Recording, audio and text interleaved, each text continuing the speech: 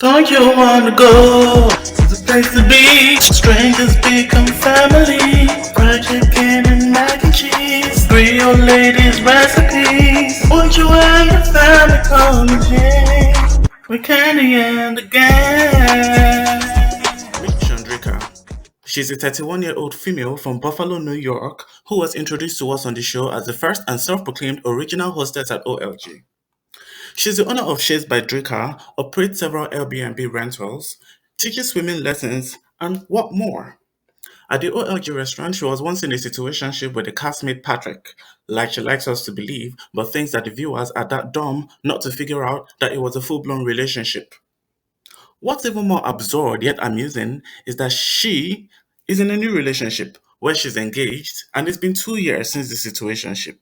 Yet, they seem like they're still trying to convince themselves that they're over each other.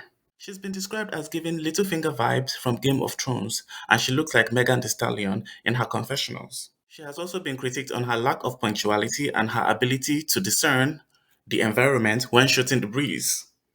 It's mystifying that shawndreca did not think it's inconceivable to badmouth the restaurant, who happens to be Candy's family, and it will not eventually be received by Candy and Todd. It's completely disproportionate that she was complaining about everything and the kitchen sink during her off time away from work, but when she got together for drinks with her co-workers, it didn't stop. But then she got quiet when she was given the platform to air her views. Does shawndreca not know that she buried herself alive when she is indeed working at a place where she's given the free will to voice her opinions? How would she anyway, when it seems that all she cares about is how much she was being paid? Speaking of, I would have expected the foremost to be about the amount of her stipend, which some have described as ridiculous and unbalanced, given that the lowest paid employee in businesses akin to the OLG in the same city make more than $12 an hour. More so, the fact that the minimum wages went up. In any case, her choices to gossip about this and trash talk the owners, coupled with the fact that she's not moving the yardstick and does not bring about an optimistic ambience, have led to her being thrown under the bus, and in turn has changed the opinions of people of her. Now, people have described her as someone who has a clear venom and she's got to go. But do you know what? She makes the show because at the same time, viewers are saying, if she leaves the show, I'm leaving with her. Without her, the show ain't popping. Let's add to the notion that she really isn't lying or hallucinating. It's just that no one else is coping to being vocal and upfront with the owners about it. And it seems that she's being made the scapegoat for saying what everybody else was thinking. Candy and Todd really don't give a flying fucks about the restaurant. If they did, they would not have to go through multiple managers and still have a C on inspections, nor would they have online complaints about the food on a day when it's not Melvin who is cooking.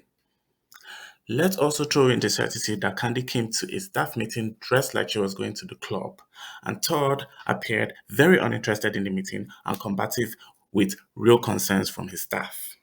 What people haven't grasped is that shawndreca might as well have been fed up because she most likely has brought these issues up in the past, but they were overlooked. Hence, her exasperation and release conversation, which could be very well valid. Also, for the customers not to like the food, right there, that is a very huge red flag. But anywho, the best tea from the folks who actually know her was that she used to pole dance, and during this time, she was either showing up for sessions extremely late or not showing up at all, hence redefining her flakiness on this show as authentic, which is still definitely not a good look for her. So shawndreca, you might be in trouble, girl, but we're rooting for you. Strangers become family. Fried chicken and mac and cheese. Creole ladies recipes. Won't you and your family come in? With Candy and the gang.